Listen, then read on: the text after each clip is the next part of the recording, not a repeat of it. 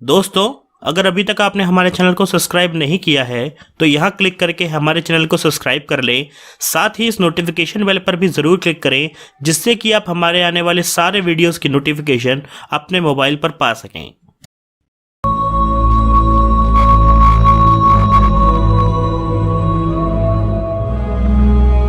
ब्रह्मांड के रहस्यों को समझने के लिए कई देशों ने अपने अंतरिक्ष यान भेजे हैं, लेकिन इन सभी यानों की स्पीड की एक सीमा है, जिसके कारण अंतरिक्ष के नतीजे पाने के लिए लंबा इंतजार करना पड़ता है।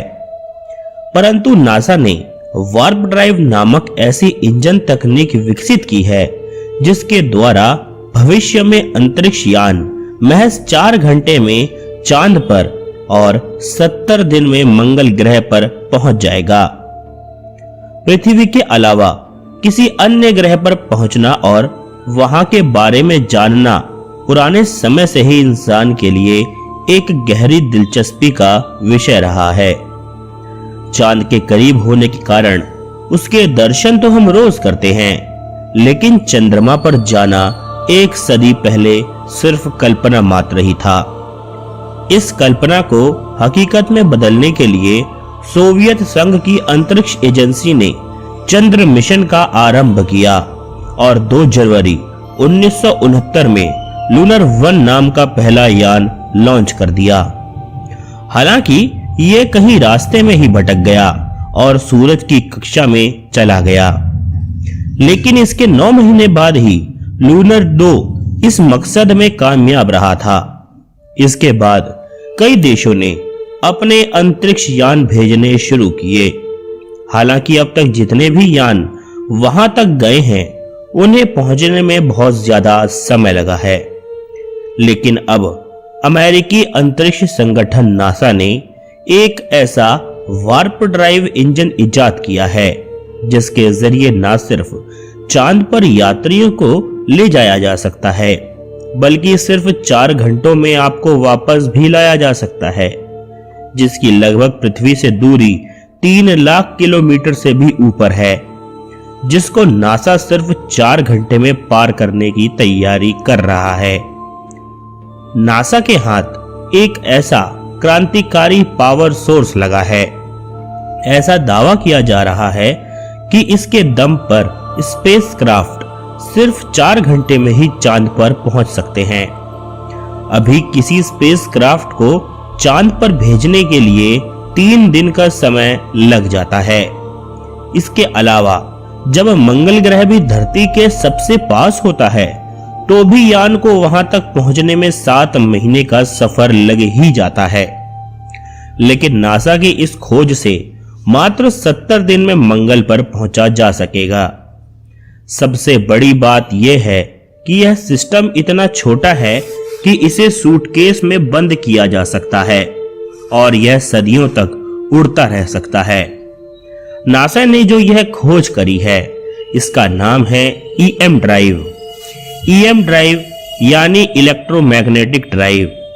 यह न्यूक्लियर रिएक्टर से पैदा हुई बिजली का इस्तेमाल आगे बढ़ने के लिए करता है। नासा के वैज्ञानिकों ने हाल ही में कहा है कि उन्होंने इसका सफलतापूर्वक परीक्षण कर लिया है और यह एक ऐसा डिवाइस है जो वार्प ड्राइव के तौर पर काम करता है। वैज्ञानिकों ने उम्मीद जगाई है कि इस क्रांतिकारी आविष्कार से इंसान प्रकाश की गति के आसपास पहुंच सकता है और ज्यादा तेजी से यात्रा भी कर सकता है। हालांकि इस तकनीक से केवल परीक्षण ही किया गया है, लेकिन भविष्य में इसके माध्यम से न केवल आकाशगंगा में मौजूद ग्रहों बल्कि अन्य ग्रहों में भी अंतरिक्ष यानों को भेजने में सफलता मिल सकती है। पिछले कुछ दशकों के दौरान अमेरिका, यूके और चीन के शोधकर्ताओं ने ईएम ड्राइव का शोध किया है, लेकिन इसके नतीजे काफी विवादित रहे हैं, क्योंकि इस मामले को लेकर ये कोई तय नहीं कर पाया कि आखिरकार यह सिस्टम काम किस तरीके से करता है। लेकिन खुफिया रिपोर्ट की माने तो नासा ने इसका सफलतापूर्वक परीक्षण कर लिया है।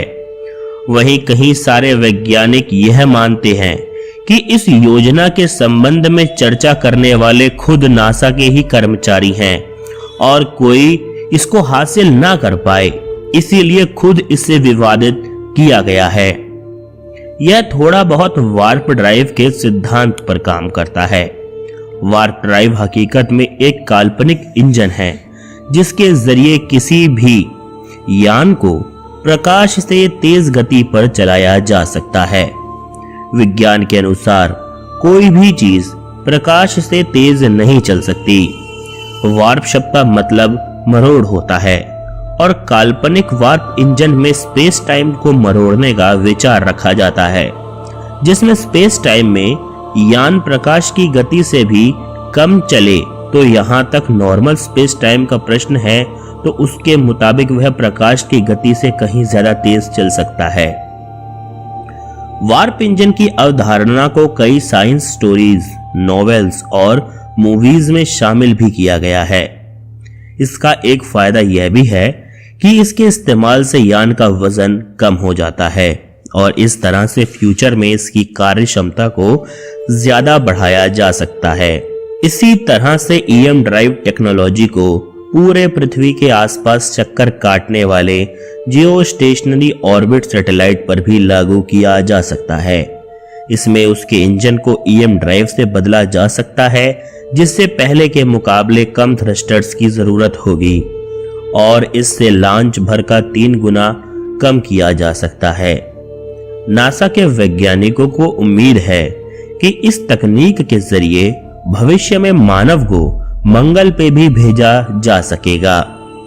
इसकी कामयाबी असंभव को संभव बनाने की है, क्योंकि इसको बड़ी मात्रा में ईंधन की जरूरत नहीं होगी और हल्का होने के कारण यह बहुत सारे इंसानों को भी और शायद कहे कि बहुत सारे सामान अपने साथ लंबे समय के लिए ले जा सकता है। दोस्तों, क्या आपको वाकई लगता है कि मनुष्य एक ना एक दिन अपने बनने और इस ब्रह्मांड के उत्पत्ति का स्रोत ढूंढ निकालेगा, या फिर हमारे ही जैसे दूसरे लोग भी ढूंढ निकालेगा जो शायद अंतरिक्ष में कहीं भटक रहे होंगे और उनके पास उन्नत टेक्नोलॉजी क्या पता ना हो, या फिर मनुष्य मात्र ही, या कहें कि धरती ही एक ऐसा ग्रह है जो इतने अरबों अनगिनत आकाश गंगाओं के बीचों में एक अंतहीन अंधकार में चल रही है, या फिर हमारी ही तरह कोई और प्राणी इस दुनिया में, क्या कहें कि इस ब्रह्मांड में जीवित है। क्या मनुष्य उसका पता लगा पाएगा या नहीं, यह तो सब भविष्य के गर्भ में है। लेकिन हाँ, जो भी हो, मनुष्य ने अपनी पूरी ताकत झोंक दी है कि वह इस ब्रह्मांड की रचना और अपनी रचना का कुछ ना कुछ पता जरूर लगा सके और इस रहस्य से पर्दा उठा सके कि मनुष्य के बनने का आखिरकार मकसद था तो था क्या। दोस्तों, आज के वीडियो में इतना ही। उम्मीद है कि आपको यह वीडियो पसंद आया होगा। अगर पसंद आया हो तो उसको लाइक और शेयर जरूर करें। साथ ही हमारे चैनल को सब्सक्राइब करना ना भूलें। आप ऐसे ही और वीडियोस हमारे चैनल पर जाके जरूर देख सकते हैं और रिक्वेस्ट भी कर सकते हैं। दोस्तों, आज के लिए बस इतना ही। उम्मीद करता हूँ कि मैं आपको अपने अगले विभाग में भी देखूंगा। तब तक के लिए आप सभी को नमस्कार।